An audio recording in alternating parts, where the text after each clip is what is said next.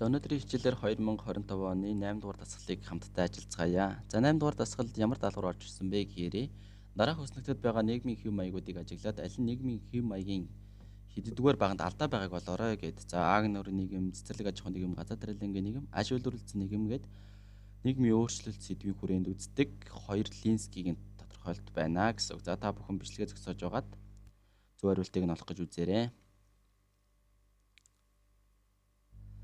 За нийгмийн өөрчлөлтийн хүрээнд хоёр линсгий бол нийгмийн хөгжлийн үе шатыг бол ингэж дөрвөн ангилж үзсэн байдаг. За нэгт нь бол ан аг нурын нийгэм.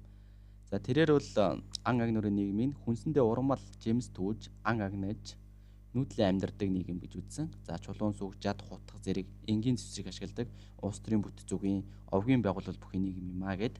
За өнөөхөр бол зүүн өмнөд болон Африкийн Бушман, Австралийн уугуул иргэдүүдийн дунд байна гэж үзсэн. Маш энгийн нийгэм буюу энэ хоёр линсгий бол нийгмийг энгийнээс нарийн төвхтөөрөө хувьсан өөрчлөгдөж байдгаа гэж үзсэн байдаг. Тэгэхээр за ялгаатай зүйлүүдийг нь бол тус бүрд нь ажиллаад явцгаая. За цэцэрлэг аж ахуйн нийгэм гэж байна.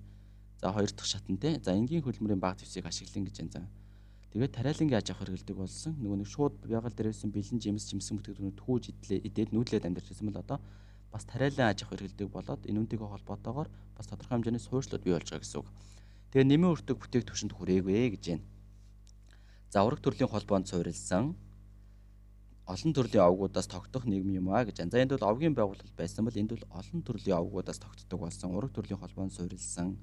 За тариалангийн аж ахуй хэрэглэсэн гэд бас нэмэлтээр тэгээ бас хөдөлмөрийн бага зэвсэг ашиглах болсон гэд өмнөх нийгмээс дараагийн шат руугаа дэвшиж байна гэсэн үг. За энэ нийгэм маань нийтийн тооллын өмнөх 4000 оны тэртээ үүсэж Аз, Европт даяар тархсан ба өнөө үед Африк төвд байна гэж байна. За гурав дахь нийгэм бол газар тариалангийн нийгэм. За газар тариаланд анжиж ашиглана гэж байна. Одоо хөдөлмөрийн баг зэвсгээ илүү дурдж өгч дээ анжиж ашиглана мал амьтныг ажиллах хүч болгон хэрэглэдэг болсон. Өөрсдөө ажиллахаас гадна малыг бас ажилуулж эхэлсэн байх нь. За нэмэн өртөг бүтээгдсэн өртөг шингэсэн бүтээгдэхүүн үйлдвэрлэснээр худалдаа арилжаа үүссэн гэсэн.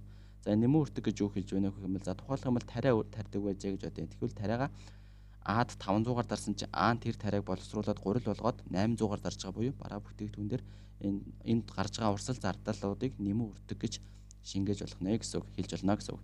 За тэгээд улмаар хотыг үүсгэж нөлөөлсөн гэсэн худалдаа арилжаанууд өргөжөөд хүмүүс хоорондоо харилцаа битгчсний үндсэн дээрээс хот бол үүсгэд бий болсон гэсэн үг. За тэгээд ураг төрлийн холбоонд тулгуурлахаа болсон төр үүсэж бичиг үсэг хэрэглэх болжээ. Мөнгөн гүйлгээ ашиглах болсон. Гэхдээ өрх гэл бол суурилсан эдийн засгийн харилцаа оршин байжээ гэж байна. За тэгэхээр цэцэрлэг газар тариалангийн нийгэмд цэцэрлэг аж ахуйн нийгмээс юугаар ялгаатай вэ гэх юм бол за нэмэн өртөг шингэсэн бараа бүтээгдэхүүнүүд үйлдвэрлэдэг болж за ураг төрлийн холбоонд тулгуурлахаа болсон байх нь энд ураг төрлийн холбоонд суурилсан байсан бол тийм мөн дээрээс нь энд олон төрлийн овог байсан бол одоо төр үүсээд мөн дээрээс нь бичиг үсэг мөнгө гүйлгээнд ашигладаг болсон байх нь тэгээ гэхдээ эдийн засгийн хүрээ бол зөвхөн гэр бүлийн хүрээнд л байсан байх нэ. За энэ бол анх эртний Египтэд үүссэн бөгөөд түүхэнд хамгийн өргөнд тархсан нийгмийн байгууллал гэж үздэг байх нэ. За хамгийн сүүлийн нийгмийн байгууламж бол аж үйлдвэрлэсэн нийгэм.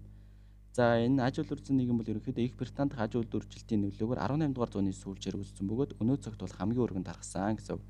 За энэ нь юу гэсэн үг вэ гэхээр үйлдвэрийн технологи шинжлэх ухааны мэдлэг суурилсан хүн амьтны булчингийн хүчийг хаалж дулаан цахилгаан атомын эрчим хүчийг үйлдвэрлэл ашигласнаар аж үйлдвэрийн нийгэм бүрэлдэн тогтоож хөгжиж чухал үүрэг гүйцэтгэсэн гэсэн. Өөрөөр хэлэх юм бол бараа бүтээгдэхүүн үйлдвэрлэхдээ хүмүүс өөрсдөө хийдэг байсан бол тэрийг одоо үйлдвэрлэлийн тоног төхөөрөмж ашиглаад хийдэг болсон гэсэн. За тэгээ нэмэн өртөг шингэсэн бүтээгдэхүүнийг асар их хэмжээгээр үйлдвэрлэсэн. Энд бол цөөн тоогоор ингээд жижиг байсан бол одоо энд маш өргөн хүрээнд олон тоогоор үйлдвэрлэдэг болсон байна. Тэгээ төвлөрөн суурилсан хотын маш олон хүн амын хэрэгцээг хангах болсон.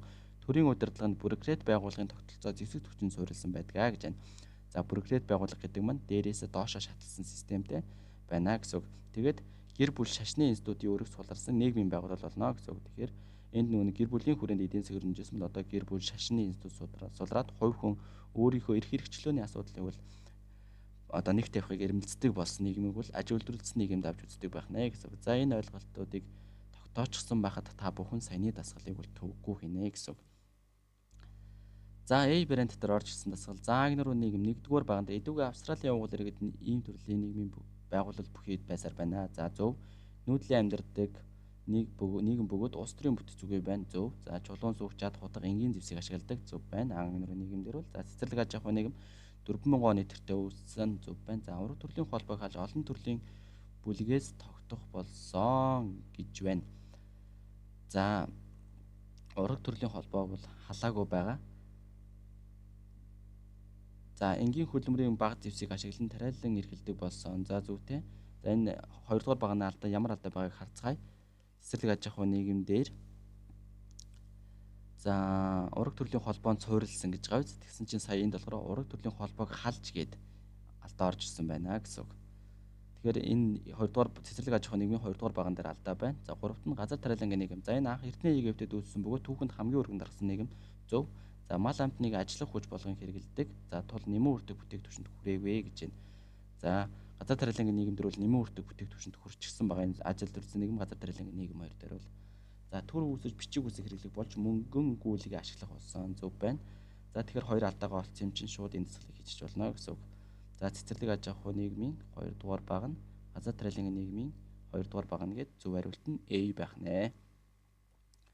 За B дээр за шууд алдаагаа ярьж та бүхэн энийг уншаад аваарай. За цэцэрлэг аж ахуйн нийгмийн 3 дугаар баган дээр тариалангийн аж ахуйд анжаас ашиглаж эхэлсэн гэж байна. За энэ бол цэцэрлэг аж ахуйн нийгэмдэр биш харин газар тариалангийн нийгэмдэр анжаас ашиглаж эхэлсэн. Цэцэрлэг аж ахуйн нийгэмдэр бол багаж дэвшиг ашигласан гэж байгаа.